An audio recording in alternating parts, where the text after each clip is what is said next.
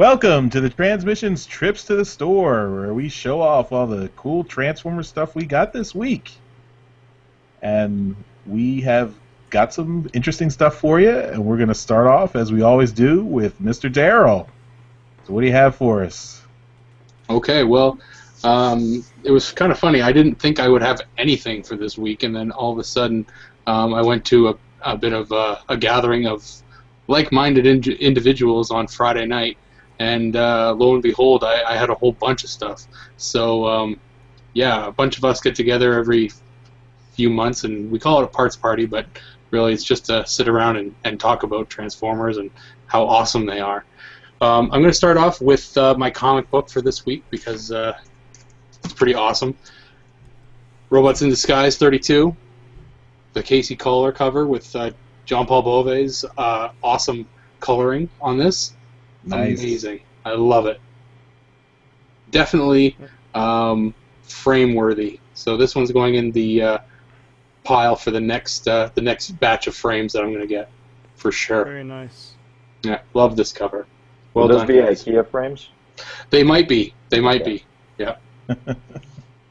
Then I was at my local EB Games here in Canada. You guys call it GameStop there in the U.S.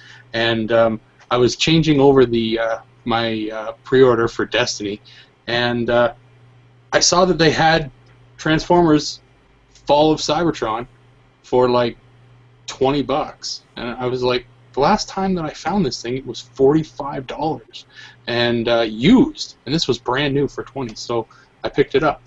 It's Nice. awesome. So You haven't played it yet?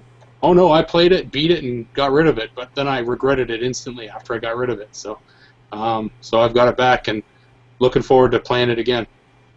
Yeah, cool. Is that the game that a few years ago they released the G1 skin for Optimus Prime and Starscream? Yeah. It is.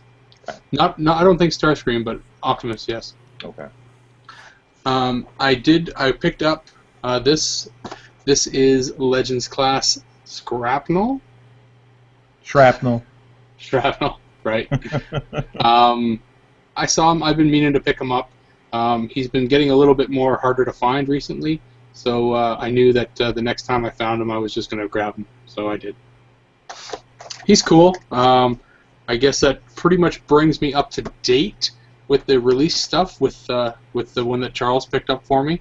I know that I still have to get Optimus and Bumblebee. They're the first wave, but they're still readily available here in Canada. So I'm going to push my luck and wait till a deep discount on those. At the parts party that I was at, a friend of mine, Ryan, he had a couple figures he wanted to get rid of, and I had a figure that I wanted to get rid of, so we made a trade, and I got a replacement Generations or IDW Thundercracker. So you'll recall that the one that I currently have has a really awesome sketch at the top that was done by Andrew Griffith. So I wanted to get a new one so that I could open this and mess around with it. So I did. And this is what the packaging was supposed to look like, but mine came with, no stupid-ass sticker on it. So that's why I got the sketch on it. But this was what they originally looked like here in Canada. It's a good toy. Yeah, stupid packaging. Good toy. Yeah. And then the last thing that I got this week was also from Ryan from the Parts Party, and this was the main thing that I really wanted to get off of him from the trade, and it is a figure that I actually never owned as a kid, G1 Rodimus Prime. Ooh. Oh. Yeah, this is a terrible figure. Terrible. That is true. It's funny because we were just talking to the friend of Jeremy's about the toy show in Japan, and yeah, this was the one of the prototypes that they had on display there, and yeah, this thing's terrible. No knee joints, no elbow joints. There's nothing to this thing. Essentially, it's a brick. It's basically a brick. It is not 100% complete. I am missing the gun, and on the trailer there are 2 blast shields that go in here, and I'm missing both of those. But it's my new project figure for next year's TFCon. That's it. Fantastic. So look for our discussion with Jeremy's friend on a future episode of Transmissions. Yep. That's right. Spoilers. Time travel. All right, thanks, Darryl. So, Jeremy, you're up next. This will be quick. I've been busy. I worked, out of the last 2 weeks, I worked 13 days and crazy hours every day. So I didn't make it to the comic book store. The only thing I have is what I ordered a couple weeks ago. The Primacy #1 retailer incentive came in from Things from Another World. So that's all I got. So It's a good book. yeah. Good cover. Yeah, I really like the cover. I got the regular cover, so I think I might end up framing this. Mm-hmm. So that's it. Next week I'll have more. Ain't no rest for a pimp. Nope. It's hard out there. All right, Yoshi, you're Sure. up next. All right, well, at the cost of Darryl rage quitting and never coming back on the show again, and thanks to his advice, I picked up the Omega Launch add-on kit, which looks like this. It's a clear plastic on one side with 2 guns and stickers. I'm sorry, decals. Inside. And it's my first real third-party any purchase, and it was totally worth every penny. It gives my character, it gives my figure a pop, wouldn't you say, Darryl? I mean, I don't know how else to say it. I mean, it's just, I didn't think it was missing anything until I put them on. Yeah, I completely agree. I found the hardest one to be this little police one here. Mm-hmm. And Yeah, looks a little crooked. yeah, it's a pain in the fucking ass. It is crooked. Thanks. Sorry, you can't unsee it. No, I know. It comes with the guns and the stickers, and I wonder, Darryl, can I buy just another sticker pack? Because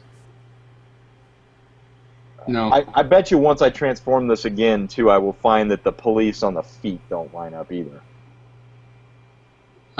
You can't buy just the sticker pack. There is a repro labels set for it though. Oh, okay. So you can buy the repro labels kit and replace any stickers that they make that they've kind of got a crossover for. But no, I mean it looks good to me. If you do transform it together, you can or transform it back into car mode and you've got some misalignment or whatever, you can peel them off. I don't know whether I mentioned this to you before, but I try and put my stickers on with like an X-Acto knife, where I just kind of hold the blade and get right in there and straighten it up, and then I use like my thumb to kind of apply the sticker. But yeah. Pro tip: do that, because this was a pain in the ass with my chubby ass chewed on fingers. Usually I use some tweezers too. Yeah, something small. You got to get something small in there. Damn it. Yeah, it's okay. I mean, it looks it's good. Not. I using my fingernail, I unpeeled and reapplied this police one about 4 different times. So one corner is starting to look a little ragged. But at a distance where it would be sitting on my shelf, you really don't see it. And I'm not saying that to make myself feel better. You really don't see it. It's only when it's up here like this where you can poke your eye out with the gun that that it might be noticeable. But it definitely adds a little zip panache to my figure. So thumbs up on third-party decals. Well, you got those repro label stickers for Cosmos a while back. I did. So that was also technically third party. True. Okay. I stand corrected. You haven't ventured out much past stickers, but that one had the guns. Yeah. I haven't. Well, I guess you could say the guns. Yeah, did you just say the guns? I said yeah. Yeah. And those missiles do come out of there, right? You tell me how.